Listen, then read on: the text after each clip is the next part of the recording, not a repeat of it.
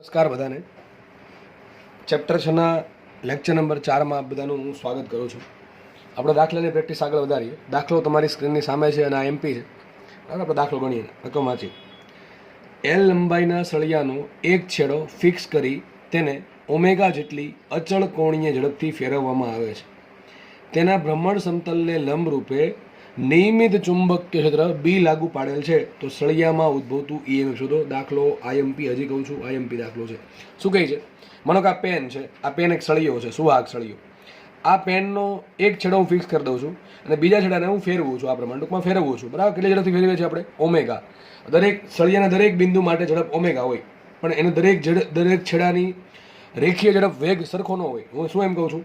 સળિયા પરના દરેક બિંદુની માટે કોણીય ઝડપ ઓમેગા સરખી હોય. ઓમેગાનો મિનિંગ શું થાય? કેટલા આંટા પૂરા થાય કેટલા સમયમાં. દરેક બિંદુ છે એ સરખા આંટા પૂરા કરે. બરાબર છે ને?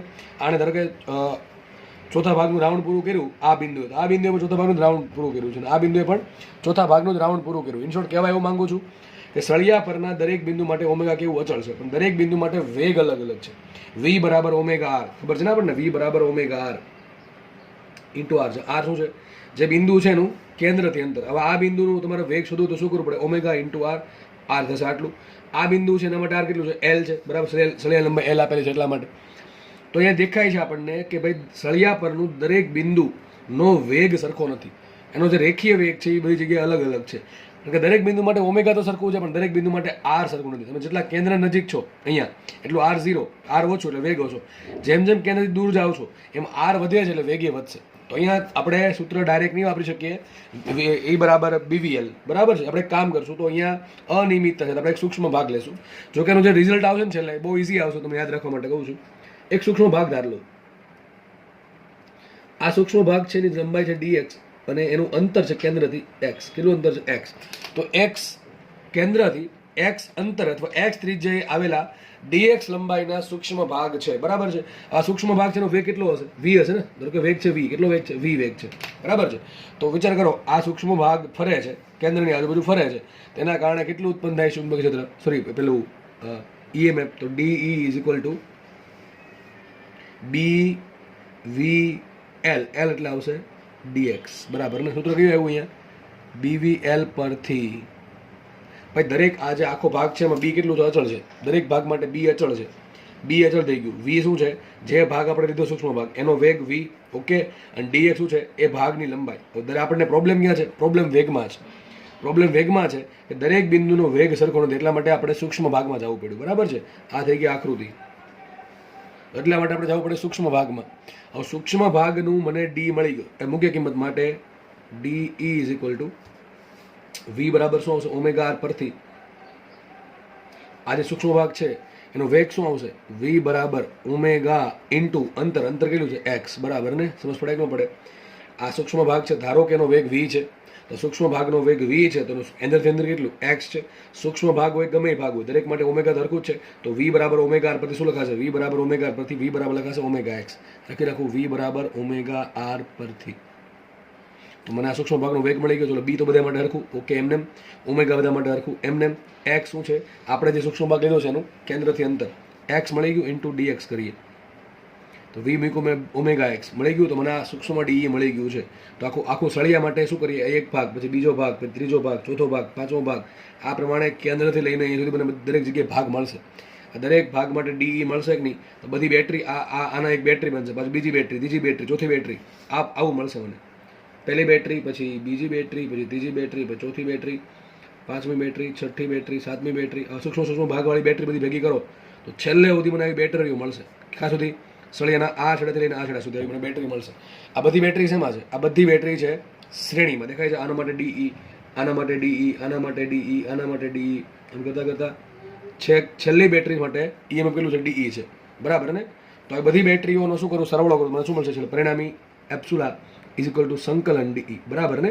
કન્ટિન્યુઅસ સરવાળો થાય છે ને કન્ટિન્યુઅસ સરવાળો પરિણામે સંકલનમાં. તમને ખબર છે? માટે એપ્સુલા ઇઝ ઇક્વલ ટુ મુખ્ય કિંમત તો બી ઓમેગા એક્સ ઇન્ટુ ડીએક્સ. એ બી ઓમેગા અચળ તો કાર્ય કોમન, તો બી ઓમેગા આવી ગયા 12 વધશે એક્સ ડીએક્સ. એક્સની એક ઘાતનું સંકલન શું થાય? લિમિટ મૂકવી પડશે. લિમિટ શું આવશે? લિમિટ આવશે એક્સની. એક્સની લિમિટ શું આવે? તો એક્સ ક્યાંથી આપ્યું? કેન્દ્રથી. તો કેન્દ્ર પાસે કેન્દ્રનું અંદર કેટલું? 0 થી એલ. તો લિમિટ આવશે 0 થી એલ. 0 થી L, તો અહીંયા માટે ઓમેગા બરાબર આવશે, sorry epsilon is equal two આવશે બી ઓમેગા, સંકલન થશે એક્સનું x²/2, લિમિટ આવે 0 થી L, માટે સિગ્મા બરાબર સોરી આપણે એપ્સિલોન બરાબર આવશે બી ઓમેગા L²/2. શું આવશે?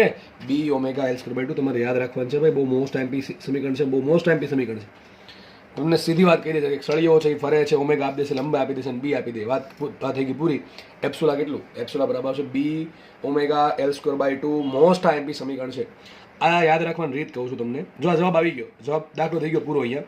ટૂંકમાં સળિયો તમે આમ ફેરવો અને બી કીધે છે, બી અંદર તરફ છે તો બા તરફ છે. ટૂંકમાં સળિયાનું જે ભ્રમણનું સમતલ છે ને લંબ રૂપે બી છે, અને સળિયાના આ પ્રમાણે ફેરવો એક છેડો ફિક્સ કરીને, એમાં આટલું ઈએમએફ ઉત્પન્ન થાય બે છેડા વચ્ચે, આ છેડો અને આ છેડો વચ્ચે. આ એન શોર્ટ શું કહેવા માંગુ છું, એ આ બધી બેટરી કાઢીને એક જ બેટરી જોડીએ, પરિણામી એનો ઈએમએફ કેટલો હશે? ઈ હશે. ઈ કેટલો હશે? આટલો હશે. બી ઓમેગા L²/2. મગજમાં રાખવું, મોસ્ટ આઈએમપી સમીકરણ, નીટવાળા માટે મોસ્ટ આઈએમપી.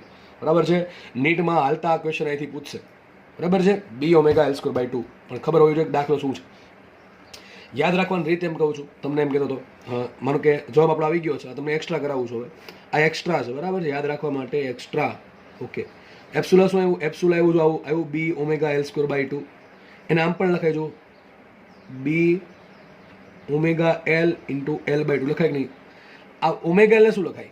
ઓમેગા L લખાય મહત્તમ વેગ. શું લખાય? બરાબર ને? આ છેડાનો વેગ કેટલો હશે? આ છેડાનો વેગ કેટલો હશે? V બરાબર ઓમેગા L બરાબર. તો એ શું આવશે? માટે બી એમનું રાખો, એ લખી નાખું V/2, V મેક્સિમમ /2 × L. આવી ગયું કે ન આવી ગયું? બરાબર છે? પણ જુઓ આ છેડાનો વેગ કેટલો? આનો વેગ 0 છે, આનો વેગ V મેક્સિમમ છે. સરેરાશ વેગ કેટલો આવશે? સરેરાશ વેગ શું આવે? V મેક્સિમમ/2. તો એમ આમ પણ લખાય એપ્સિલોન ઇઝ ઇક્વલ ટુ બી × સરેરાશ વેગ, સળિયાનો સરેરાશ વેગ. બરાબર છે? કારણ શું? સરેરાશ વેગ કેટલો કેમ આવશે? V મેક્સિમમ/2. V મેક્સિમમ શું છે? V મેક્સિમમ છે અંતિમ છેડાનો વેગ. ભાઈ આ બધું કોને યાદ રાખવાનું છે? જેને યાદ નથી રહેતું, જેને યાદ રહી ગયું છે વાત થઈ ગઈ પૂરી. જેને યાદ રહી ગયું છે એના કંઈ સમજવાની જરૂર નથી. આ તો તમને એક્સ્ટ્રા કરાવું છું ખાલી. તો આ સૂત્ર આવી ગયું. જે અંતિમ છેડો છે એનો વેગ કેટલો હશે? V બરાબર ઓમેગા L. જે કેન્દ્ર છે એનો વેગ કેટલો? 0. તો તમે જુઓ સળિયાનો વેગ આમ આ પ્રમાણે વધે છે, બરાબર? રેખીય રીતે વધશે. તો સળિયાનો સરેરાશ વેગ શું આવશે? પહેલું પ્લસ છેલ્લું ભાગ્યા 2, તો 0 + V/2 એટલે શું આવશે? 0 + V/2 એટલે V/2 આવશે. એટલે શું આવશે? Omega L/2. ટૂંકમાં સરેરાશ વેગ તમે આમ પણ યાદ રાખી શકો છો. સૂત્ર આવું યાદ રાખી શકો છો. સળિયો જ્યારે ફરતો હોય ત્યારે એમાં કેટલું ઈએમએફ ઉત્પન્ન થાય? BVL. એમાં V શું છે? સરેરાશ વેગ છે. લખી નાખું સરેરાશ વેગ. V છે સરેરાશ વેગ, શું આવશે? Omega L/2. શું આવશે? ઓમેગા L/2 અથવા V મેક્સિમમ/2. બરાબર? યાદ રાખી શકો છો. બાકી તો આ યાદ રહી ગયું હોય તો કંઈ વાંધો છે નહીં. ખબર પડી કે ન પડી? ચલો, બહુ ટાઈમથી દાખલો છે. પરિણામ એટલીસ્ટ તો યાદ રાખવું છે. હવે તમને ઘણી વખત ઓમેગાનો આપીને જગ્યાએ આવર્તકાળ આપે તો તમને આવડવું જોઈએ. આવર્તકાળ બરાબર શું લખાય? 2π/t. ઓમેગા બરાબર શું લખાય? 2π/t. ઘણી વખત આપે તમને પેલું આવૃત્તિ આપે તો ઓમેગા બરાબર શું લખાય? 2πf લખી નાખો. 2 ઉડી ગયા, બરાબર? તો પણ થશે. ટૂંકમાં આ આન્સર ઓમેગાની જગ્યાએ Fમાં પણ હોઈ શકે અને આવર્તકાળ Tમાં પણ હોઈ શકે. તમને આઈડિયા રહેવો જોઈએ, જરૂરી છે. તમને એમ કીધે કે સળિયો છે એ F આવૃત્તિ ભ્રમણ કરે છે, તો તમારો આન્સર Fમાં આવશે. ઓમેગા બરાબર શું મૂકી દો? 2πf મૂકી દો. ભાઈ તમને એમ કીધે સળિયો જે ફરે છે એનો આવર્તકાળ T છે, તો તમારે ઓમેગા બરાબર શું મૂકી દો? 2π/T મૂકી દો. તો આવર્તકાળનું સૂત્ર આવી ગયું. ટૂંકમાં સૂત્ર બેઝિક છે. આ અથવા બેમાંથી એક પણ યાદ રાખવાનું જરૂરી છે. ઠીક છે, આપણે આગળ વધીએ. નેક્સ્ટ ક્વેશ્ચન સોલ્વ કરીએ. આગળનો દાખલા જેવો દાખલો છે. ચલો, શું કહે છે? N આરાઓ ધરાવતું પૈડું ઓમેગા કોણીય ઝડપથી ફરે છે. દરેક આરાની લંબાઈ L છે તથા પૈડાના ભ્રમણ સમતલને લંબરૂપે નિયમિત ચુંબક ક્ષેત્ર B લાગુ પાડેલ છે. તો આરાઓમાં ઉદ્ભવતું EMF શોધો. કુલ EMF શોધો. ટૂંકમાં પૈડામાં ઉદ્ભવતું કુલ EMF શોધવાનું છે. આગળ શું હતું? ખાલી એક જ સળિયો હતો. હવે બધાને આરા ખબર હશે ને? N સળિયાઓ. માનો કે આરા ખબર છે આપણને, સાયકલનું વ્હીલ બધા જોયું હશે, બરાબર છે? હવે માની લ્યો કે પહેલો સળિયો, બીજો સળિયો, ત્રીજો સળિયો, ચોથો સળિયો, પાંચમો સળિયો, છઠ્ઠો, સાતમો, આઠમો, આવા કેટલા સળિયા છે? કુલ કેપિટલ N સળિયાઓ. કેટલા સળિયાઓ છે? N સળિયાઓ છે. N સળિયાઓને ગોઠવાઈ દે કે એના બધાને એક છેડા ક્યાં હોય? સેન્ટર પર હોય, પૈડાના સેન્ટર પર, અને બીજા છેડા આ પ્રમાણે હોય. માની લો કે આ ભાગ છે ને, આ ભાગ એ સુવાહક છે. કેવો છે? સુવાહક છે. ટૂંકમાં સુવાહક પૈડું છે. માની લો હમણાં તમને ભણાવ્યું એક પૈડું એક જ સળિયો હોય, એક સળિયો, અથવા અહીંયા લખીશું આપણે આરા. એ આપણે જોયું હમણાં કે ઓમેગા ઝડપથી ફરતો હોય. ઓમેગા કઈ રીતે? આ પ્રમાણે છે, બરાબર? ઓમેગા આ પ્રમાણે છે. પૈડું આખું ફરે છે. ટૂંકમાં ઇનશોર્ટ સળિયાઓ ફરે છે, બધા એક સાથે ફરે છે. અને બધા ઝડપ કેવી છે? સરખી રહેશે, બરાબર? દરેક માટે ઓમેગા કેવું હશે? સરખું હશે. તો એક સળિયો અથવા આરા એને આપણે ઓમેગા ઝડપથી ફેરાવી અને બી ક્યાં છે? લંબ રૂપે લાગુ પાડ્યું હોય, તેમાં સળિયામાં આપણને હમણાં મળ્યું હતું EMF ઉત્પન્ન થાય. તો એક સળિયામાં અથવા આરામાં ઉદ્ભવતું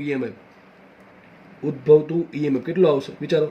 EMF એપ્સિલોન બરાબર શું આવશે હમણાં જોયું તો આપણે બી ઓમેગા એલ સ્ક્વેર બાય 2 આટલું આવે. આપણી પાસે આવા એન આરાઓ છે એટલે તમે શું કહેશો કે એક આરામાં આટલું ઉત્પન્ન થાય તો એન આરામાં કેટલું આગળ એન વડે ગુણી નાખશો. ખોટું પડશે. કારણ સમજો. કારણ બહુ મસ્ત છે. માનો કે આ પાછું દોરું હું અહીંયા એક આરો દોરું એક આરામાં EMF શું ઉત્પન્ન થશે આવું કંઈક થશે. એક બેટરી બનશે અહીંયા વિચારો બેટરી આમ બનશે એક આરામાં આટલી બેટરી ઉત્પન્ન થાય. એક આરા તો સળિયામાં આટલું EMF ઉત્પન્ન થાય. બીજો સળિયો કંઈક આ પ્રમાણે છે બરાબર છે. તેમાં આ પ્રમાણે બેટરી હશે. ત્રીજો સળિયો કંઈક આ પ્રમાણે છે. ચોથો સળિયો અથવા આરો આ પ્રમાણે હશે. પાંચમો સળિયો અથવા આરો આ પ્રમાણે હશે. છઠ્ઠો આ પ્રમાણે છે. તો જુઓ તમે આ બધી જે બેટરી બનશે વિચારો આ બધી બેટરી બનશે. અહીંયા બેટરી બનશે કે નહીં બને. અહીંયા પણ બેટરી બનશે. અહીંયા પણ બેટરી બનશે. અહીંયા પણ બેટરી બનશે. અહીંયા એક બેટરી બનશે. બધી જગ્યાએ બેટરી બનશે. વિચાર કરીને કે બધી બેટરી સમાંતરમાં જ એક શ્રેણીમાં છે. વિચાર કરીને કે બધી બેટરી સમાંતરમાં જ સમાંતરમાં લખું અહીં બધા સળિયામાં મળતી બેટરીઓ તો બેટરી ન કહેવાય EMF કહેવાય પણ આપણે બેટરી લખી નાખું છું. બેટરી સમાંતર જોડાણ ધરાવે છે. સમાંતર જોડાણ ધરાવે છે. આથી બધી બેટરીઓનું વિચારો બધી બેટરીઓનું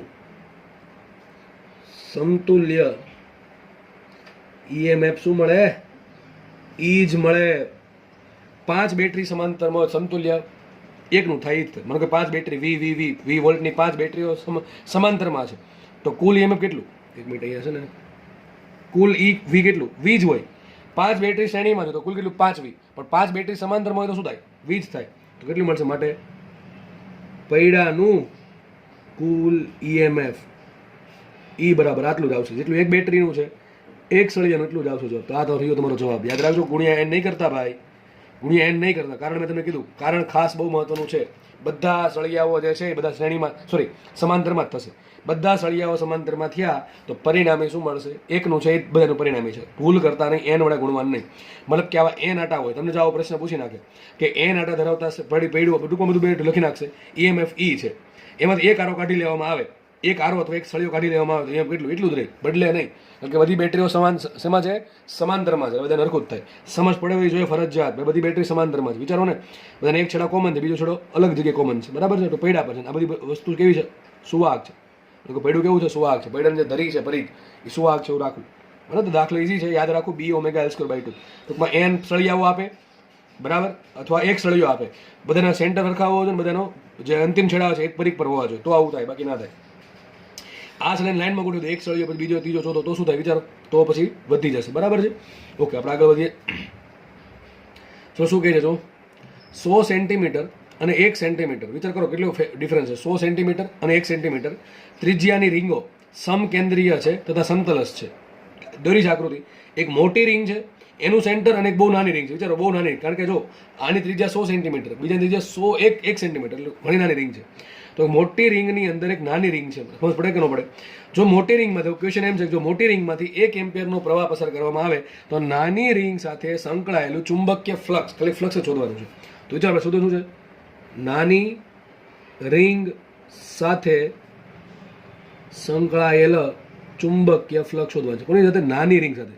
ચલો વિચારવાનું છે આપણે નાની રીંગ સાથે સંકળાયેલ ચુંબકીય ફ્લક્સ શોધીએ. સૂત્ર શું છે ફાઈ બરાબર NBA cos થીટા સીધી વાત છે NBA cos થીટા. ચલો નાની રીંગ દોર દઉં છું. આ છે નાની રીંગ બરાબર છે. બીજું કે નાની રીંગનો માટે આટા કેટલા આટા છે એક કેટલા આટા એક એનો એરિયા કેટલો એરિયા વિચારો નાની રીંગ માટે લખું છું. નાની રીંગ માટે એરિયા કેટલો એનો પાય આર સ્ક્વેર ને પાય આર સ્ક્વેર. એમાં આર શું લેશું આપણે પાય આ શું લેશું 1 સેન્ટીમીટર ને આર કેટલા લેશું અહીંયા લખી દઉં છું આર 1 સેન્ટીમીટર. આર 1 સેન્ટીમીટર છે તો શું આવશે અહીંયા 1/100 બરાબર ને મીટર સ્ક્વેર કરી નાખું સીધું. પછી આગળ વાત કરીએ થીટા માટે જરૂર પડશે બીની. બી કોણ ઉત્પન્ન કરે જો જે રીંગ છે એમાં ખુદમાં પ્રવાહ નથી. પ્રવાહ કોણ ઉત્પન્ન થયો મોટી રીંગ માટે. વિચારો મોટી રીંગમાંથી પ્રવાહ પસાર થાય છે. ટૂંકમાં માનો કે હવે પ્રવાહ ભાઈ ગમે હોઈ શકે સમઘડી હોઈ શકે વિષમઘડી હોઈ શકે. આપણને કઈ ચોખવટ પાડી છે માનો કે આ પ્રવાહ ઉત્પન્ન થયો I બરાબર 1 એમ્પિયરનો. વિચારો મોટી રીંગમાંથી પ્રવાહ ઉત્પન્ન થાય છે પણ ફ્લક્સ શોધવાનું છે નાની રીંગ સાથે. તો આ બી ક્યાંથી મળશે બી આપણને મળશે આ રીંગના જે મોટી રીંગ છે એ મોટી રીંગમાંથી જે પ્રવાહ પસાર થયો એના કારણે મોટી રીંગના કેન્દ્ર પર કંઈક બી ઉત્પન્ન થાય. લખવું આપણને ખબર છે રિંગમાંથી વહેતા પ્રવાહના લીધે રિંગના કેન્દ્ર પર ચુંબકીય ક્ષેત્ર, સૂત્ર યાદ હોવું જોઈએ, ચુંબકીય ક્ષેત્ર બી બરાબર સૂત્ર શું આવે, μ0I/2r. યાદ હોવું જોઈએ, μ0I/2r. 2r માં r કોનું લેવાનું ભાઈ, કોનું r લેવાનું, મોટી રિંગનું લેશું. કોનું લેશું અહીંયા, મોટી રિંગનું. કારણ શું એનું, અરે ભાઈ આ પ્રવાહ કોનો છે, મોટી રિંગનો પ્રવાહ છે. તો કેન્દ્ર કોના પર મળશે, મોટી રિંગના કેન્દ્ર પર આટલું બી હશે. અને નાની રિંગ છે એ ઘણી નાની છે, લગભગ શું થશે, મોટી રિંગના કેન્દ્ર પર જ આવી છે. દેખાય છે, નાની રિંગ છે એ મોટી રિંગના કેન્દ્ર પર જ આવી હશે. કારણ કે મોટી રિંગની ત્રિજ્યા 100 સેન્ટીમીટર છે, નાની રિંગની ત્રિજ્યા માત્ર 1 સેન્ટીમીટર છે. મતલબ એમ કહી શકાય કે નાની રિંગ છે એ સંપૂર્ણપણે મોટી રિંગના કેન્દ્ર પર જ છે. ટૂંકમાં મોટી રિંગ માટે નાની રિંગ બિંદુવત છે. તો મોટી રિંગનું જે બી છે બધું જ ક્યાં લાગુ પડશે, નાની રિંગને લાગુ પડે. તો અહીં શું આવશે, આ બી મૂકશું આપણે અહીંયા. તો સૂત્ર આવશે માટે નાની રિંગ સાથે સંકળાયેલું ફ્લક્સ કેટલું આવે વિચારો, એન મૂકશું 1, બી કેટલા મૂકશું, μ0I/2r. r શું લેશું, મોટી રિંગનું એરિયા, સોરી મોટી રિંગની ત્રિજ્યા, બરાબર ને ભાઈ. બી કોનું છે, મોટી રિંગનું છે. એ તો ખાલી નાની રિંગ પર, મોટી રિંગનું ચુંબકીય ક્ષેત્રની અસર નાની રિંગ પર થશે, એના કારણે અહીંયા ફ્લક્સ સંગ્રહ પામશે. ઇન્ટુ પાય r સ્ક્વેર. r શું લેશું અહીંયા, r લેશું નાની રિંગની ત્રિજ્યા, યાદ રાખજો ભાઈ. તો શું છે અહીંયા, પાય ઇન્ટુ શું આવશે, 1/100² ઇન્ટુ શું છે, કોસ થીટા. કોસની કિંમત કેટલી આવે, કોસ થીટાની કિંમત મારા મતે આવે. કારણ શું તમે યાદ કરો, રિંગના કેસમાં ચુંબકીય ક્ષેત્રની દિશા ક્યાં હશે, રિંગ આંગળી ફેરવો અંદર જશે ને, તો એરિયા ક્યાં હોય, આ વિચાર કરો, નાની રિંગનો એરિયા ક્યાં હશે, બહાર તરફ. એના માટે બી ક્યાં હશે, અંદર તરફ. બી આ મોટી રિંગ ઉત્પન્ન કરશે, ક્યાં હશે, અંદર તરફ. બે વચ્ચે ખૂણો થાય 180 ડિગ્રી, થીટા લેવાનો 0 અથવા 180. તમે આ સમઘડીમાં પ્રવાહ ફેરવો છે, વિષમઘડીમાં પ્રવાહ આપ્યો તો બી બહાર આવત, બરાબર. ટૂંકમાં થીટા 0 હોઈ શકે, 180 હોઈ શકે, એ બહુ મેટર નહીં કરે એટલું બધું, બરાબર. થીટા તો 180 તો 0, જે પણ હોય એ કોસ થીટાની કિંમત કાં તો 1 આવે કાં તો -1 આવે. મૂલ્ય વિચારીએ તો કોસ થીટાની કિંમત લઈ લો 1, તો એ મૂકશું 1, બરાબર છે. લખી દો થીટા બરાબર આવશે 0 ડિગ્રી. કોની વચ્ચેનો ખૂણો, બી અને એ વચ્ચે, સદિશ બી અને એ વચ્ચેનો ખૂણો એટલે આવશે 0 ડિગ્રી. મૂકી દો કિંમત. તો શું આવશે, માટે નાની રિંગ સાથે સંકળાયેલું ફ્લક્સ કેટલું આવશે વિચારો, નાની રિંગ સાથે સંકળાયેલું ફ્લક્સ બધું ઉડાડી દઉં છું. μ0I રાખો એમને, આ પાય તો નહીં ઉડે ને, તો રાખો એમને, ઇન્ટુ 2 ઇન્ટુ r મૂકવાનું. તમારે મોટી રિંગની ત્રિજ્યા કેટલી મૂકશો તમે, 1 સેન્ટીમીટર, સોરી 1000 સેન્ટીમીટરને કહેવાય 1 મીટર, તો એ મૂકશો 1 મીટર, બરાબર છે. ઇન્ટુ આ પાય રાખો એમને, અહીં શું આવશે, 10⁻⁴ ને, બાકીની કિંમત મૂકવાની છે. μ0ની કિંમત મૂકજો 4π 10⁻⁷, પ્રવાહ મૂકજો 1 એમ્પિયર, 2 રાખજો એમને, r મૂકો 1 સેન્ટીમીટર, બરાબર, સોરી 1 મીટર. એટલે તમારો આન્સર મળી જશે, તમને કંઈક આંકડો મળશે, બરાબર છે. આટલું જાતે કરી નાખજો. ફરીથી કહું છું શું કરવાનું છે, μ0 મૂકો 4π × 10⁻⁷, પ્રવાહ કેટલો આપ્યો, 1 એમ્પિયરનો પ્રવાહ આપ્યો છે, ભાગ્યા 2 રાખો એમને, અથવા r શું આવશે, મોટી રિંગમાં મોટી રિંગની ત્રિજ્યા. કારણ કે પ્રવાહ મોટી રિંગમાં ઉત્પન્ન થયો તો ત્રિજ્યા પણ એની જોઈએ સૂત્ર પ્રમાણે. તો મોટી રિંગની ત્રિજ્યા આપી આપણને 100 સેન્ટીમીટર, 100 સેન્ટીમીટરને કહેવાય 1 મીટર, તો મૂકવાનું છે 1 મીટર. અહીંયા પાય રાખ્યો એમને, 10⁻2 -2 નો 10⁻⁴ રાખ્યો એમને. અથવા ખબર ન પડે એ બધી કિંમત અહીંયા મૂકી દે, છેલ્લા બધી કિંમત આમાં ભેગી કરી દઈએ, આમાં તો પણ આન્સર મળી જશે. દાખલો IMP છે, દાખલો ઇઝી છે, ગોખશો તો તકલીફ પડશે, સમજશો તો તકલીફ કંઈ નહીં પડે. ખાસ જોવાનું એ કોનું, બી કોનું. જો આમાં ખબર ન પડે તો તકલીફ જ છે. ખાસ વિચારવું ભાઈ બી કોનું હોય, જેમાંથી પ્રવાહ પસાર થાય ને એનું જ હંમેશા બી હોય. એક દાખલો હમણાં યાદ લાસ્ટ લેક્ચરમાં કરાવ્યો, સળિયો હતો, એ સળિયામાં પ્રવાહ હતો ને નાનકડી રિંગ છે તરફ આવતી હતી. તો યાદ કરવા, એરિયા નાની રિંગનો હતો પણ પ્રવાહ કોનો હતો, સળિયાનો હતો. એટલે બી કોનું હતું, સળિયાનું હતું. ટૂંકમાં યાદ રાખજો, બી કોનું આવે હંમેશા, જેનું પ્રવાહ છે એનું જ બી આવે. ટૂંકમાં બધા ડાયમેન્શનમાં બધા એના જ મૂકવાના, ભૂલ કરવી નહીં. તો આપણે આગળ વધીએ. અહીંયા દાખલો ઇઝી છે મારા મતે, બરાબર છે. આગળ વધીએ. દાખલો IMP, હજી કહું છું દાખલો IMP છે, આવા દાખલા પૂછશે તમને, બરાબર છે. નેક્સ્ટ ક્વેશ્ચન IMP, એકદમ ઇઝી IMP, એટલે સમજો. 5 સેન્ટીમીટર વ્યાસ 100 આટાવાળા સોલેનોઇડની લંબાઈ 50 સેન્ટીમીટર છે. એક સોલેનોઇડ છે જેનો વ્યાસ આપ્યો 5 સેન્ટીમીટર અને લંબાઈ આપી 50 સેન્ટીમીટર. હું એમ માનીશ કે ભાઈ અનંત લંબાઈનો સોલેનોઇડ છે, બરાબર છે. તેમાંથી 2 એમ્પિયરનો પ્રવાહ પસાર કરતા અક્ષને સમાંતર નિયમિત ચુંબક મળે છે. આપણે ખબર છે કે સોલેનોઇડમાંથી આપણે પ્રવાહ પસાર કરી લે આપણને બી મળે. બી કેટલું મળશે શોધી નાખું છું. બી કેટલું મળશે, μ0NI. ભાઈ સૂત્ર બધા યાદ હોવા જોઈએ જૂના ચેપ્ટરના, તો જ આપણે ખબર પડશે. મૂકીએ μ0NI/L. તો આપણે કામ કરીએ, બી શોધી નાખીએ. તો બી બરાબર μ0 રાખો એમને. કેટલા આંટા આપ્યા સોલેનોઇડના, આંટા આપ્યા આપણને 100 આંટા આપ્યા. કેટલો પ્રવાહ પસાર કર્યો છે, પ્રવાહ પસાર કર્યો છે 2 એમ્પિયર. દેખાય છે ને, પ્રવાહ પસાર કર્યો 2 એમ્પિયરનો, તો 2 એમ્પિયરનો પ્રવાહ પસાર કર્યો છે. છેદમાં લંબાઈ કેટલી આપી, 50 સેન્ટીમીટર. તો આવશે 50/100, બરાબર ને ભાઈ. લખી દઉં છું બધી વસ્તુ. આટા આપ્યા આપણને કેટલા, સોલેનોઇડના 100 આટા આપ્યા છે. પ્રવાહ આપ્યા કેટલો 2 એમ્પિયરનો, લંબાઈ કેટલી આપી એની લંબાઈ આપી 50 સેન્ટીમીટર. 50 સેન્ટીમીટર લખો અહીંયા એલ બરાબર 50/100 મીટર એટલે 0.5 થયું ને. 0.5 ને કહેવાય 1/2, 2 જશે ઉપર તો 100 આવશે. માટે જો ફરીથી કીધું છું 50/100 ને કહેવાય 0.5 ને કહેવાય 1/2, 2 જશે ઉપર, 2 4, 4 ગુણ્યા 2, 4 ગુણ્યા 100 એટલે 400, તો હવે 400 μ0 આમને રહેવા દઉં છું. આટલું બી ઉત્પન્ન થયું. ક્યાં ઉત્પન્ન થયું? સોલેનોઇડની અંદર. આપણે ખાલી એટલું આ એક લીટી વાંચી તો આપણને આટલી ખબર પડી ગઈ. બરાબર છે? આગળ વાંચીએ. તેના કોઈ એક છેડા પર, ક્યાં મૂકું? એક છેડા પર અક્ષને લંબ 0.5 સેન્ટીમીટરથી જેનું વર્તુળાકાર લૂપ મૂકેલ છે. શું કહે છે? તમને એમ કહે છે આ ક્યાં મળે ખબર છે? આટલું બી ક્યાં મળે? આટલું બી મળે અક્ષ પર. ક્યાં મળે? અક્ષ પર. બરાબર છે? હવે શું કહે છે? એક આપણે નાનકડું લૂપ લીધું કે જેની ત્રિજ્યા 0.5 સેન્ટીમીટર છે. આ લૂપને ક્યાં મૂકી દીધું? સોલેનોઇડના છેડા પર મૂક્યું. આ રીતે મૂક્યું. મને કા લૂપ મૂકી દીધું છે. બરાબર છે? આ છે નાનકડું લૂપ. બરાબર છે? લૂપ મૂકી દીધું છે. તો લૂપ સાથે સંકળાયેલું ફ્લક્સ મેળવવાનું છે. એ લૂપનું ફ્લક્સ લખું છું.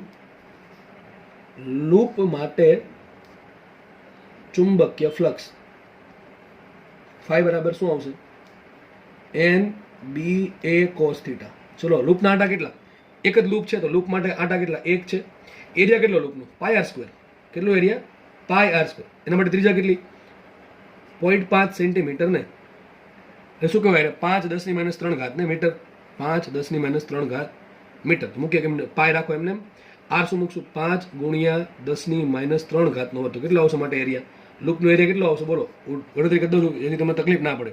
25×10⁻6 એટલે 25 પાય ×10⁻6 મીટર સ્ક્વેરનો એરિયા થશે લૂપનો. બરાબર?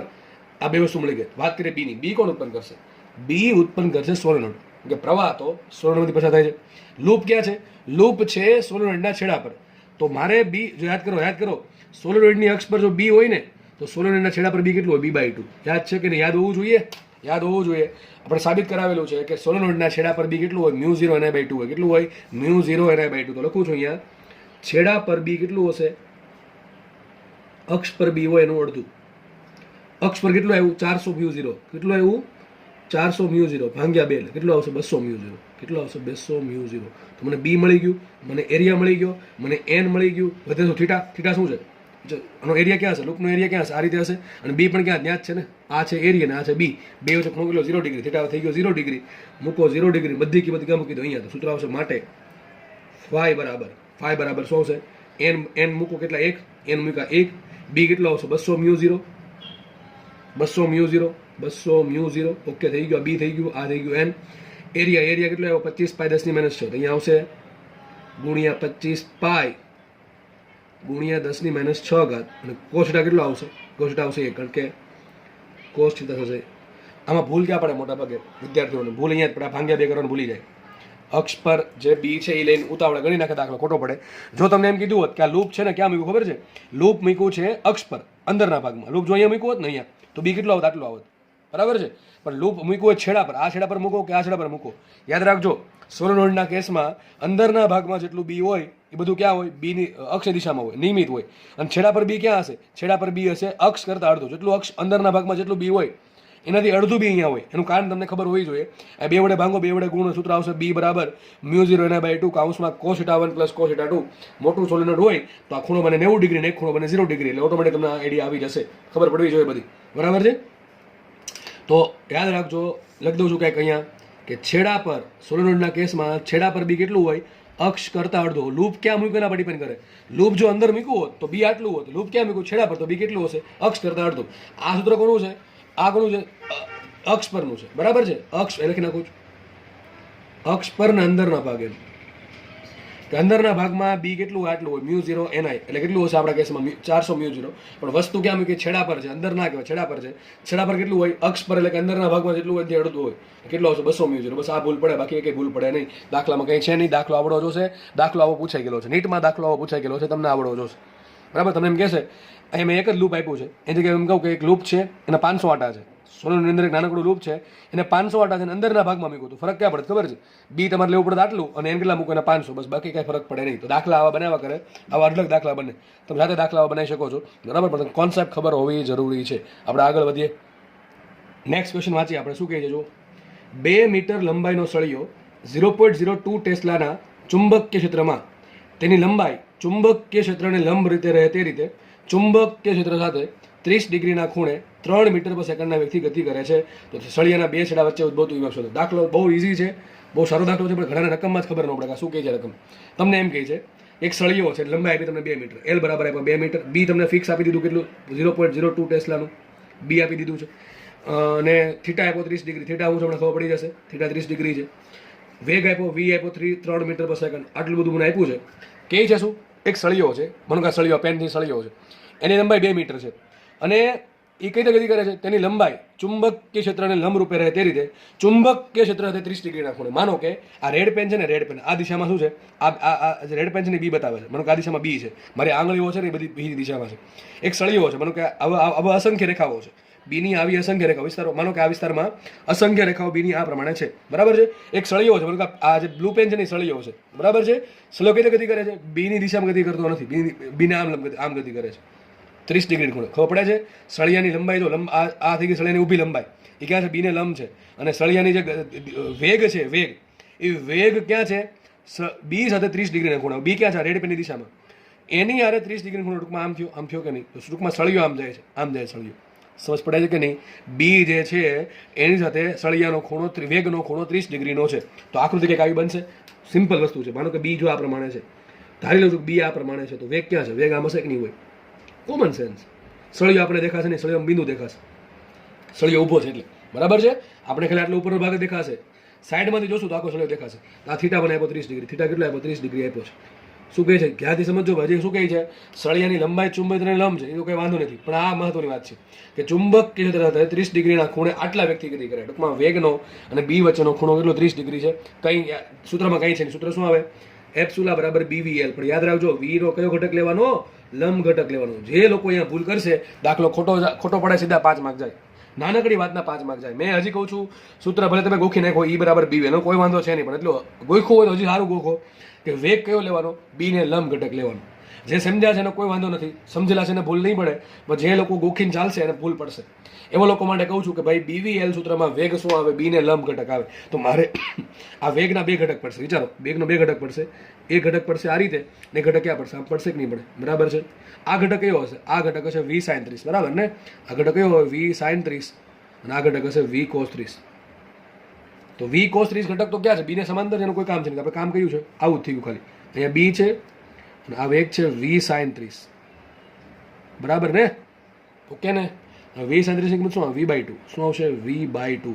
સળિયો છે કે આ પ્રમાણે, ટૂંકમાં જે વી સાઇન 30 છે એને સળિયાને આમ લઈ જાય છે, અને વી કોસ સળિયાને ઉપર લઈ જાય છે, બરાબર છે.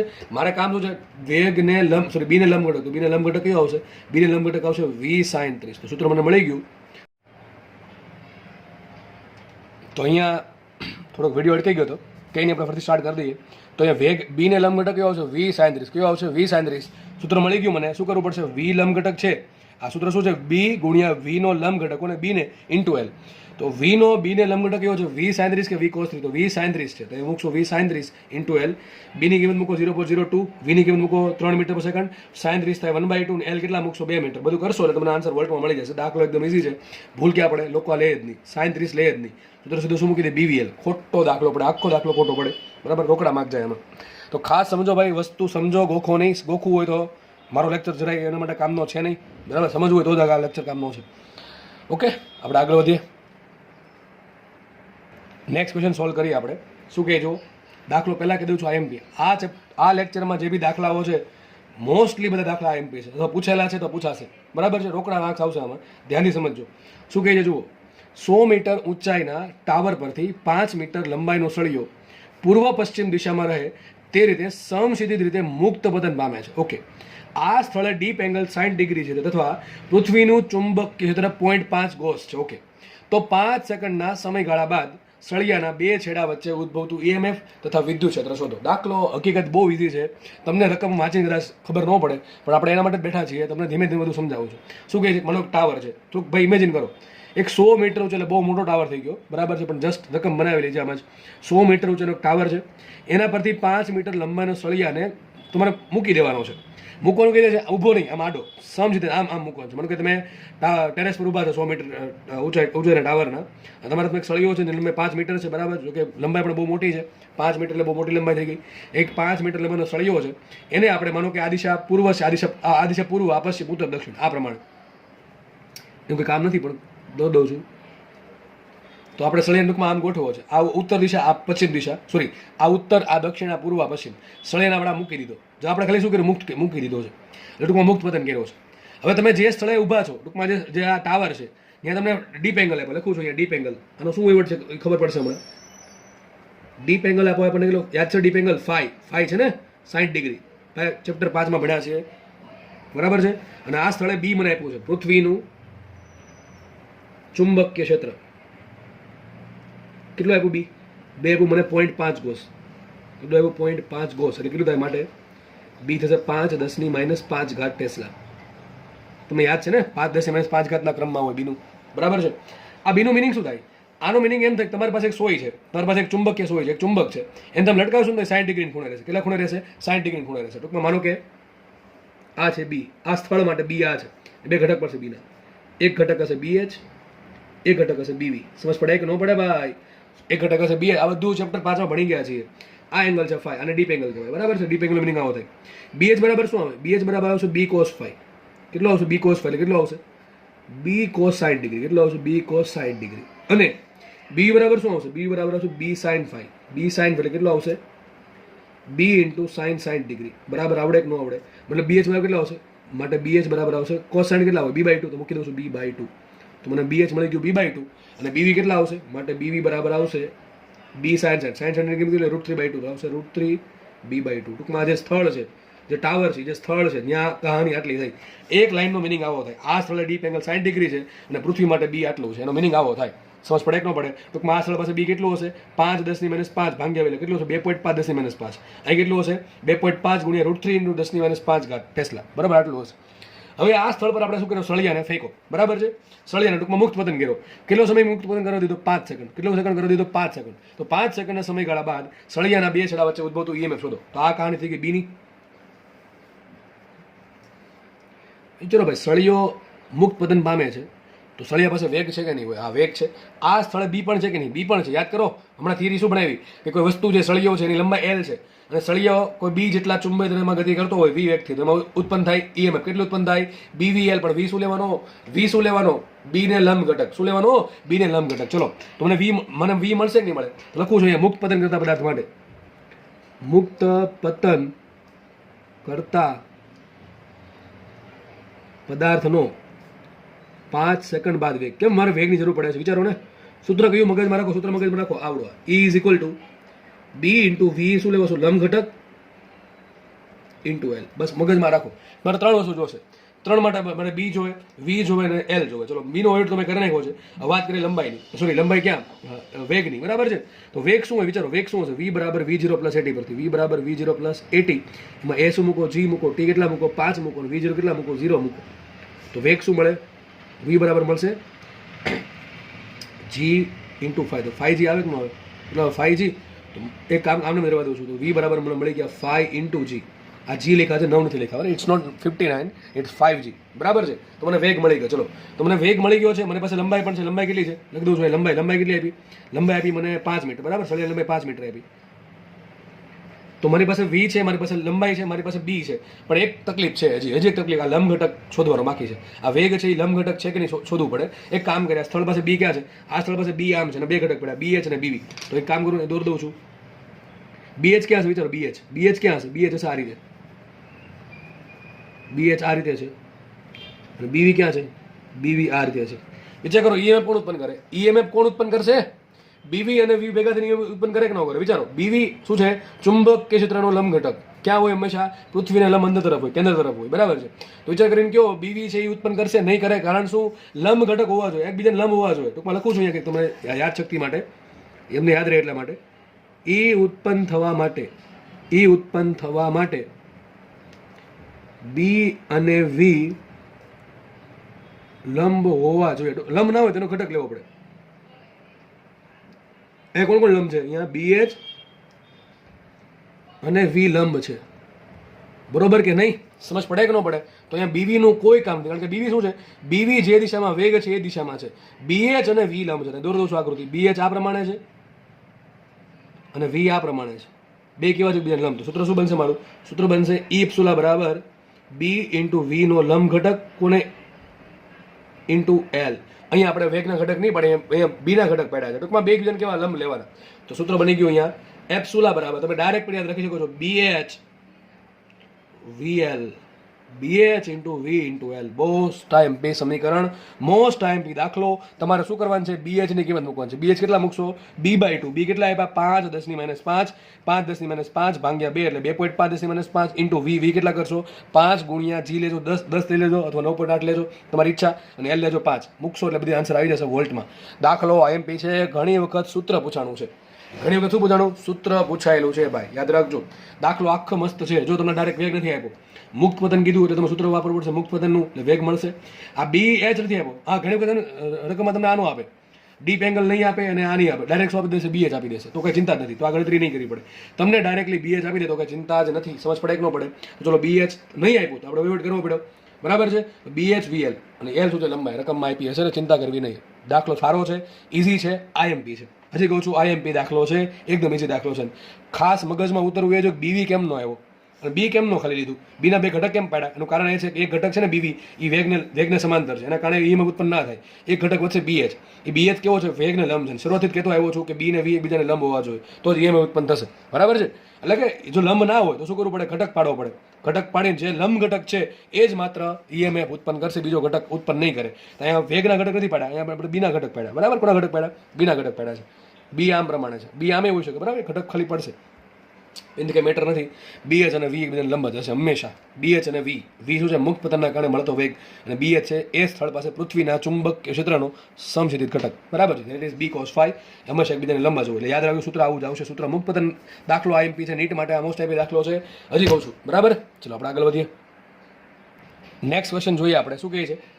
આર ત્રિજ્યાની વર્તુળાકાર રિંગને નિયમિત ચુંબકીય ક્ષેત્ર બીમાં લંબ રૂપે ગોઠવેલી છે.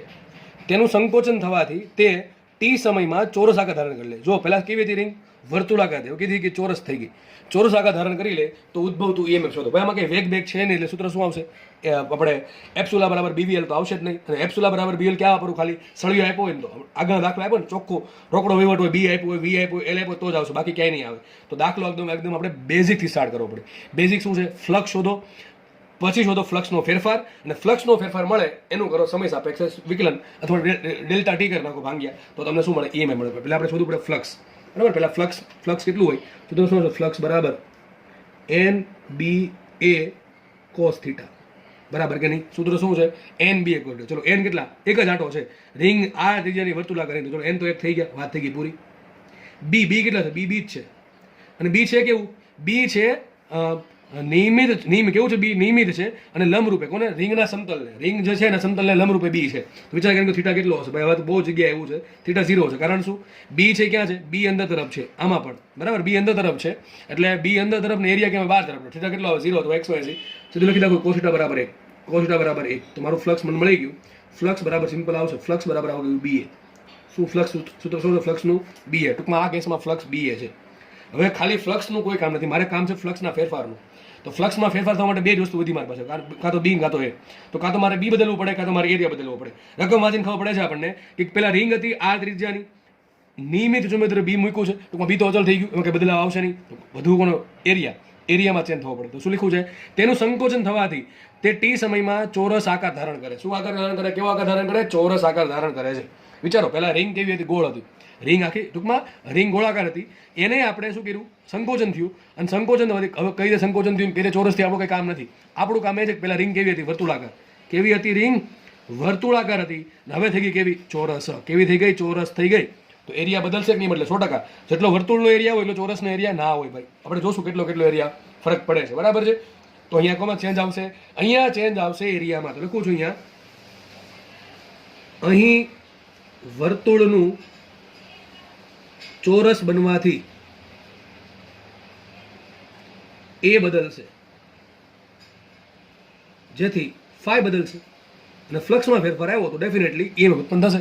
ઇઝી દાખલો છે, માટે લખાઈશું અહીંયા ડેલ્ટા ફાઈ બરાબર શું આવશે? બી ડેલ્ટા એ શું આવશે? બી ડેલ્ટા એ માટે લખાશે ડેલ્ટા ફાઈ બરાબર શું આવશે? બી into A2 minus A1. A2 minus A1. A2 શું છે? ચોરસનો એરિયા, અને A1 શું છે? વર્તુળનો એરિયા. બસ A2 ને A1 શોધી નાખો, વાત છે તમારી પૂરી. તો મેં દોર્યું છે, માનો કે એક રિંગ છે, આ રિંગની ત્રિજ્યા કેટલી છે? રિંગની ત્રિજ્યા R છે. વિચારો, રિંગની ત્રિજ્યા R છે, તો મને એમ કરીને કહો, વિચાર કરીને કહો રિંગનો એરિયા કેટલો હશે? તો એરિયા લખું છું A1. એરિયા શું હશે? પાઈ R2. કેટલો એરિયા આવશે? પાઈ R2. હવે આ રિંગમાંથી ચોરસ બન્યું છે. વિચારો, રિંગમાંથી ચોરસ બને, બેમાં હરખું શું હોય? લંબાઈ. જે તારની લંબાઈ છે એ જેટલી રિંગમાં હોય એટલી ચોરસમાં હોય, લંબાઈ વધી ન જાય. બરાબર છે? હું શું કહું છું? આ રિંગમાં જેટલી લંબાઈનો તાર છે, જે તારની લંબાઈ રિંગ માટે જે છે એ જ લંબાઈ ચોરસ માટે છે, ખાલી એનો આકાર બદલો છે. આ રિંગ ગોળાકાર છે, હવે એમાં કંઈક સંકોચન થયું એટલે ચોરસ બની ગયું. તો વિચાર કરીને કહો બેમાં સરખું શું હોય? બેમાં સરખું હોય લંબાઈ. આનો એરિયા કેટલો મળી ગયો? પાઈ R2. ચલો એક કામ પૂરું થઈ ગયું, એરિયા મળી ગયો પાઈ R2. બરાબર છે? હવે મારે શોધવો પડે ચોરસનો એરિયા. હવે ચોરસનો એરિયા શોધવા માટે શું જરૂર પડે? મારે ચોરસની બાજુની લંબાઈની જરૂર પડે, કારણ કે ચોરસની બાજુની લંબાઈ A હોય તો ચોરસનો એરિયા શું આવે? A2 આવે. બરાબર છે? તો આપણે શોધીએ હવે ચોરસનો એરિયા. ચોરસનો એરિયા કઈ રીતે મળશે? વિચારો. તો એને માટે મારે જરૂર પડે લંબાઈની, એક બાજુ લંબાઈની. પણ મને ખબર છે કે રિંગની લંબાઈ કેટલી હતી? 2πr. તો ચોરસની લંબાઈ કેટલી આવશે? 2πr જ આવશે ને. ચોરસની કુલ લંબાઈ કહું છું, ચોરસની કુલ લંબાઈ કેટલી આવશે? 2πr. બેમાં કેવી હોય? સરખી જ હોય. જેટલી તારની લંબાઈ અહીંયા છે એટલો જ તાર અહીંયા છે. તો વિચાર કરીને કહો ચોરસની કુલ લંબાઈ L છે, તો એક બાજુ લંબાઈ કેટલી હશે? L/4. આ કેટલી લંબાઈ હશે? L/4. તો ચોરસનો એરિયા શું આવશે? ચોરસનો એરિયા A2 બરાબર શું આવે? L/4 નો વર્ગ આવે કે ના આવે ભાઈ? સીધી વાત છે. આખી લંબાઈ L છે, આખી લંબાઈ L છે, એનો બની ગયો ચોરસ. તો ચોરસની 4 બાજુઓ છે, આ ચારેય બાજુ વચ્ચે લંબાઈ કેટલી? L બરાબર 2πr છે. કેટલી છે લંબાઈ? 2πr છે. એના 4 બાજુ છે, એક બાજુ લંબાઈ કેટલી હોય? L/4. આની લંબાઈ L/4. આની લંબાઈ કેટલી હશે? L/4 હશે. તો ચોથા નીચે લંબાઈ કેટલી હશે? L/4 હશે કે નહીં હોય? મારે કામ છે ચોરસના એરિયાનું, કારણ કે અહીંયા મારે A2 ની કિંમત મૂકવાની છે. તો ચોરસનો એરિયા શું આવે? વિચાર કરો. ચોરસનો એરિયા શું આવશે? લંબાઈ ગુણ્યા લંબાઈ, લંબાઈનો વર્ગ. લંબાઈ કેટલી છે? L/2 મૂકે કિંમત. માટે આગળ વધીએ. A2 બરાબર શું આવશે? L2/16. L કેટલા છે? L વિચારો. L કેટલા છે? L વિચારો. L કેટલા છે? L છે 2πr. એનો સ્ક્વેર શું થાય? 4π2r². તો 4π2r² ભાગ્યા 16. બરાબર કે નહીં? 4 ભાગ્યા 16 ને શું કહેવાય? બાય 4 આવશે ને. તો A2 કેટલા આવશે? π²/4r². કેટલું થાય? π²/4r². લગભગ લઈ લઈએ આપણે. π² લઈ લો 10. કેટલા લઈ લો? 10. 10 ભાગ્યા 4 અઢી થાય ને. તો માટે A2 કેટલા આવી ગયા? A2 આવી ગયા લગભગ એપ્રોક્સિમેટ 2.5r². મને A2 મળી ગયા, A1 મળી ગયા. મળી ગયા કે ન મળી ગયા? બંને મળી ગયા. આ મને મળી ગયો ચોરસનો એરિયા. આ લંબાઈ અહીંયા મૂકી છો, અહીંયા કિંમત મૂકી, અહીંયા L ની કિંમત મૂકી 2πr. બરાબર, બીજું કાંઈ છે નહીં. તો એરિયા પહેલાં કેટલો હતો? 3.14r². જો વિચાર કરો, એરિયા કેટલો હતો રિંગનો? 3.14r². એમાંથી જે ચોરસ એનો એરિયા કેટલો? 2.5. ટૂંકમાં એરિયા ઘટે એટલે બિલકુલ સંકોચન. એરિયા ઘટ્યો એટલે સંકોચન થયું. બરાબર છે? આપણે કામ ફ્લક્સના ફેરફારનું છે, તો ફ્લક્સનો ફેરફાર મળી ગયો. માટે શું લખાય? ડેલ્ટા ફાઈ બરાબર શું હશે? ડેલ્ટા ફાઈ બરાબર B કાઉન્સમાં A2 માઇનસ A1. તો માટે ડેલ્ટા ફાઈ બરાબર શું? ફ્લક્સ ઘટશે, B રાખો એમને. A2 શું આવશે? 2.5r² માઇનસ અહીંયા આવશે πr².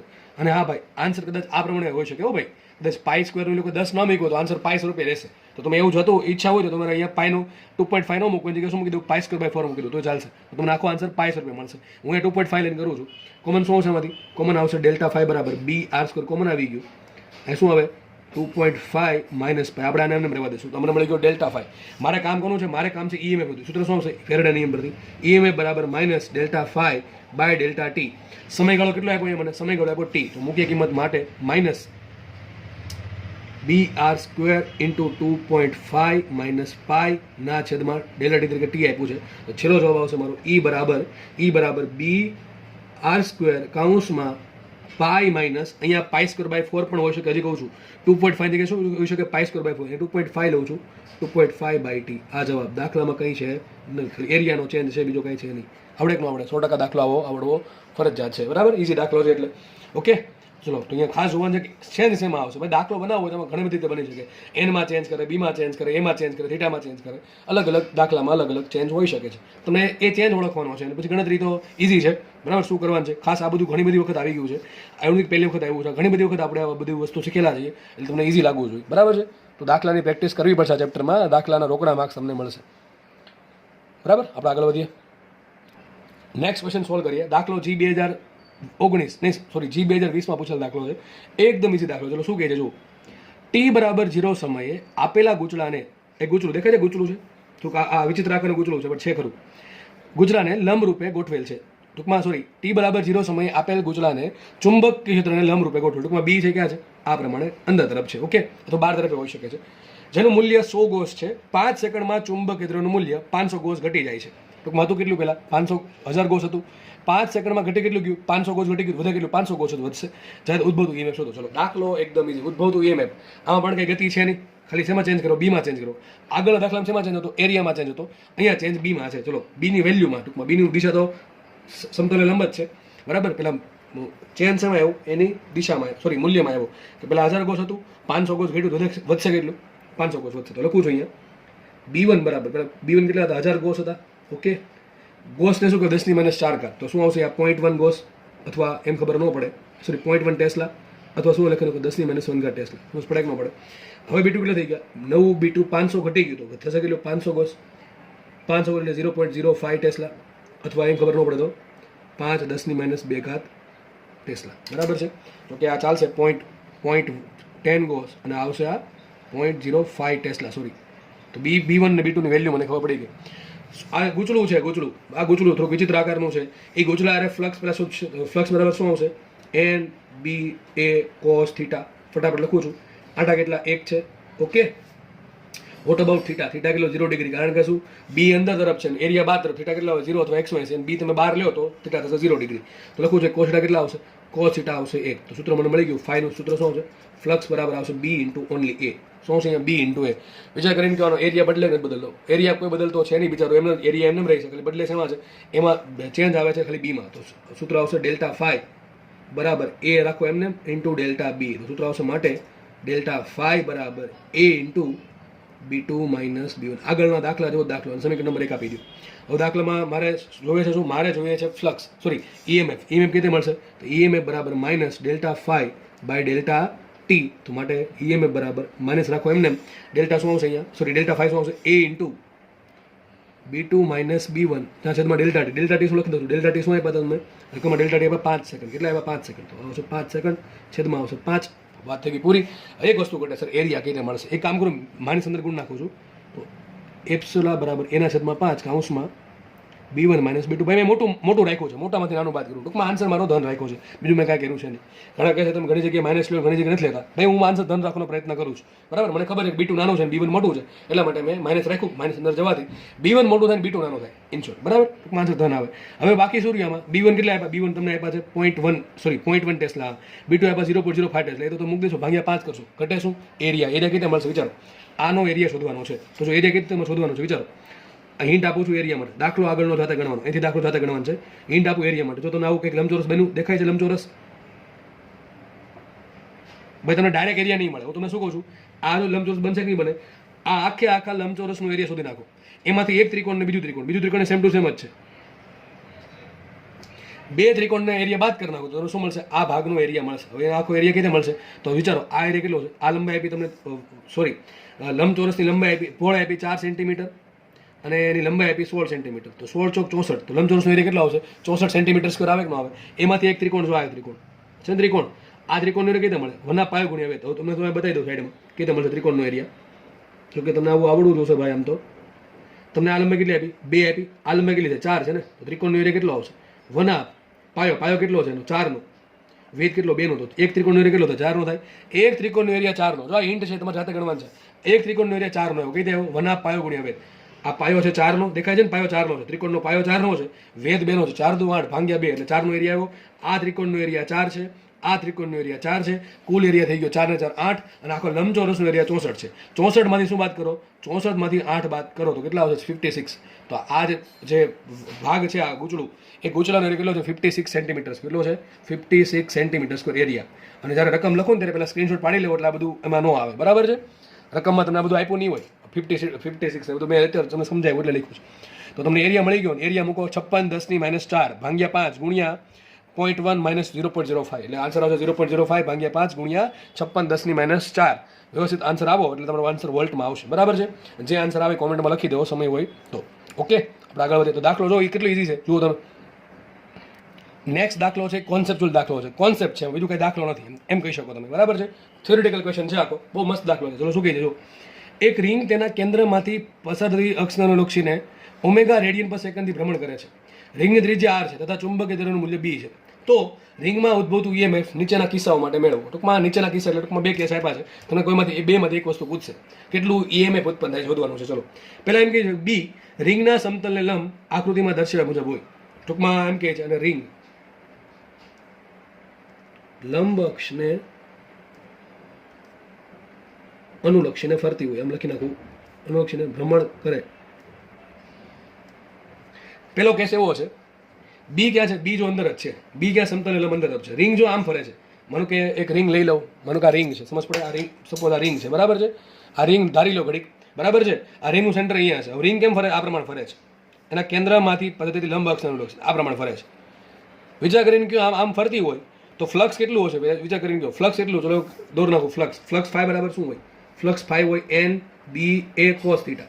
સમજો ભાઈ ખાસ, એન કેટલા આટા 1 છે, એરિયા કેટલો આવશે પાઈ આર સ્ક્વેર આવશે, બી કેટલો આવશે બી આવશે, થીટા કેટલો આવે હંમેશા થીટા કેટલો આવે. વિચાર કરો રિંગ ફરે છે આમ રિંગ આમ ગોળ ગોળ ફરે, ઓ રિંગને ફેરવું છે, રિંગ આમ ફરે તો થીટા કેટલો બદલો, થીટા બદલે કે ન બદલે, પેલું થીટા ખબર હોય, થીટા શું છે, બી અને એ વચ્ચેનો ખૂણો. ચલો બી ક્યાં છે, ધારો કે 12 છે, બી અંદર છે, એ ક્યાં છે, 12 છે, થીટા કેટલો આવશે, થીટા આવશે કાં તો 0 ડિગ્રી કાં તો આવશે 180 ડિગ્રી. ટૂંકમાં કેવું થઈ ગયું, અચળ થઈ ગયું. તો કોસેટા કેટલો આવે, કોસેટા આવે 1. તો ફ્લક્સ શું આવશે, ફ્લક્સ ફાઈ બરાબર આવશે બી ઇન્ટુ પાઈ આર સ્ક્વેર, બીજું કઈ આવશે કાંઈ નહીં આવે. તો ફ્લક્સમાં ચેન્જ થશે, રિંગના ફરવાથી ફ્લક્સ બદલશે કે નહીં બદલે, વિચારો.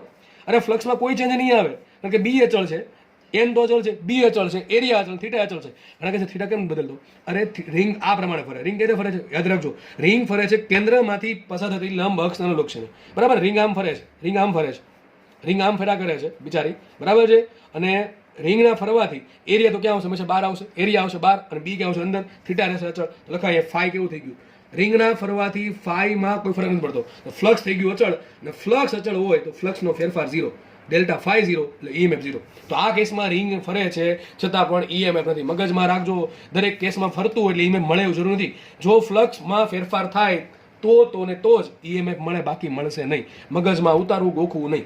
તો પહેલા કેસમાં કોઈ આપણને ઈએમએફ મળશે નહીં. ચલો બીજો કેસ વિચારીએ. બીજો કેસ શું કહે છે, રિંગ ફરે છે કઈ અક્ષ અનુલક્ષીને, કેન્દ્રમાં. બે કેન્દ્રમાંથી અસંખ્ય રેખા પસાર થાય, એમાંથી આ કઈ છે, કેન્દ્રમાંથી બધા લંબ અક્ષ, તો આન્સર 0 આવ્યો. હવે વિચારી જોઈએ, રિંગ કઈ રીતે ફરે છે, રિંગ તેના વ્યાસમાંથી પસાર થતી લંબ અક્ષ અનુલક્ષીને ફરે છે. તો જ્યારે રિંગ π/6 અડીના ખૂણે અને π/3 અડીના ખૂણે હોય ત્યારે કેટલો ફ્લક્સ, ત્યારે કેટલું ઈએમએફ ઉત્પન્ન થાય.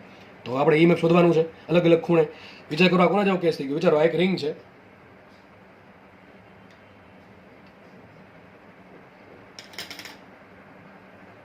આ રિંગ આપણે જૂની હતી એ જ છે. હવે રિંગ છે ને આમ ઊભી છે, રિંગ પહેલા આમ આડી હતી, બરાબર, હવે રિંગ ઊભી છે.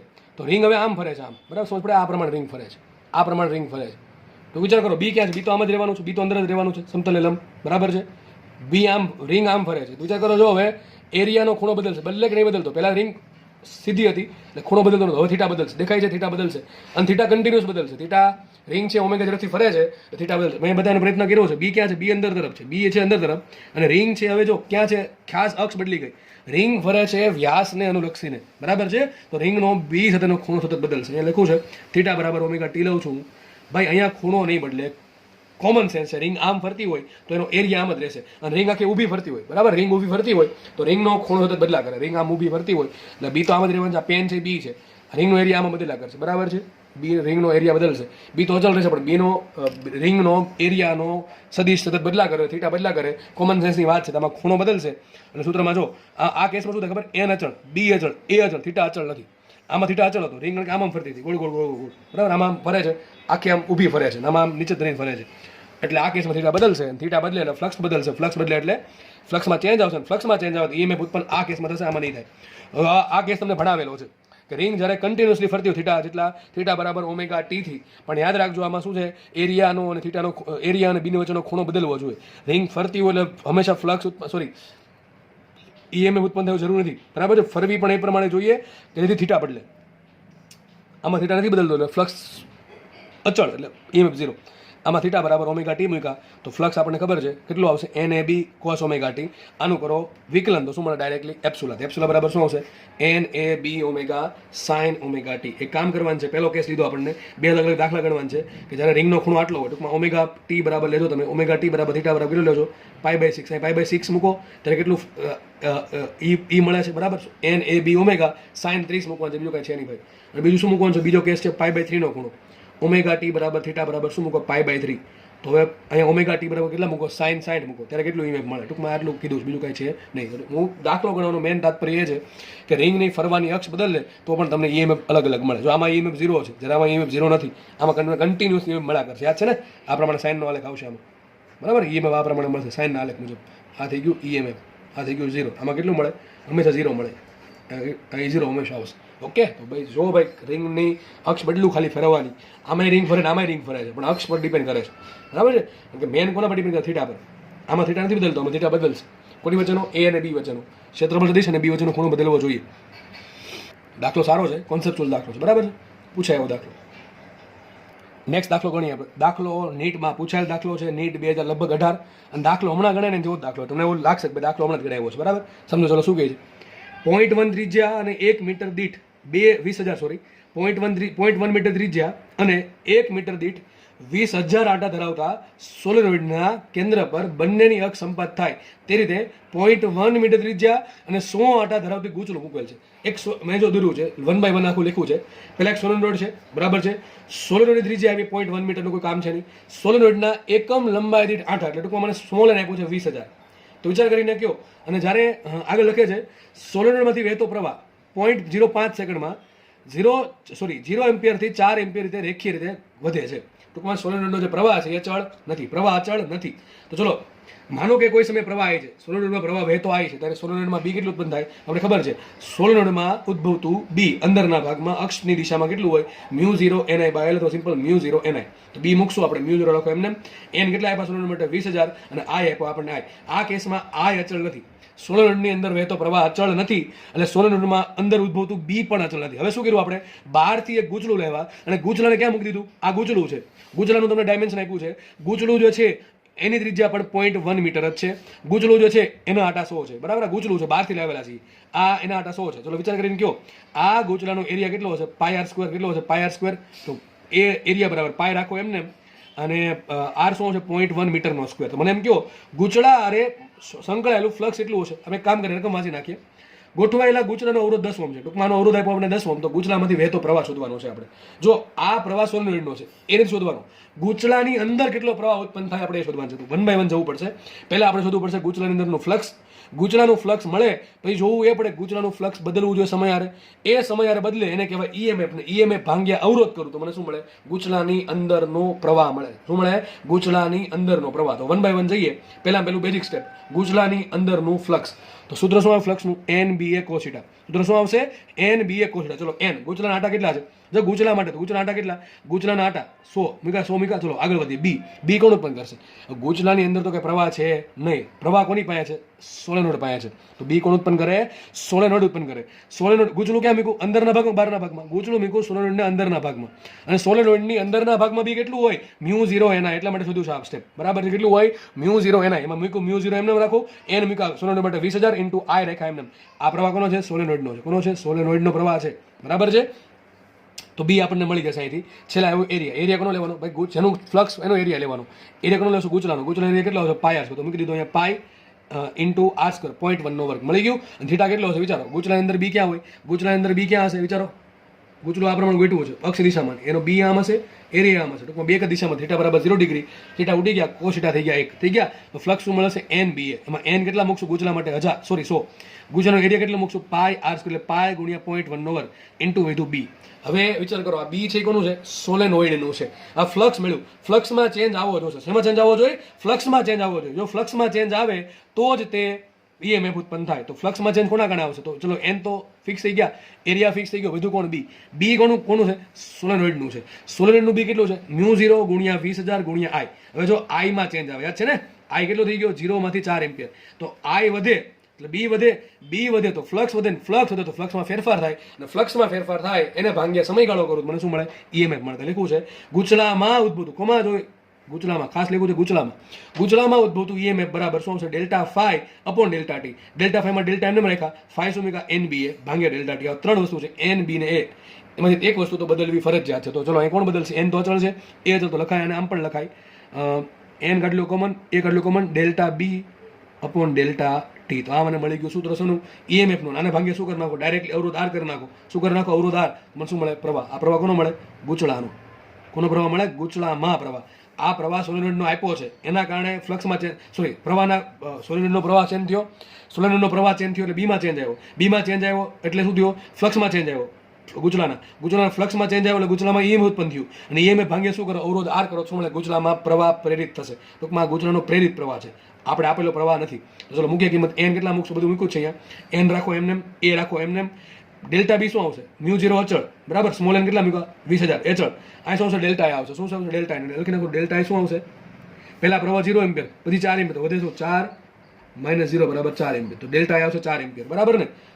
લખ્યું છે બધું. એન મૂક્યા 100, એરિયા શું મૂક્યો? પાઈ ગુણ્યા 10.1 વર્ગ ઇન્ટુ μ0 કેટલા મૂક્યા? 4π10⁻⁷. એન મૂક્યા 20,000 અને ડેલ્ટા એ શું મૂક્યું? સોલેનોઇડમાં વહેતા પ્રવાહનો ફેરફાર 4 - 0 4 ભાગ્યા સમયગાળો, સમયગાળો શું? 0.05. આટલું કરો તો વોલ્ટમાં આન્સર આવશે. પણ એને ભાગ્યા શું કરો? મારે જોઈએ છે શું?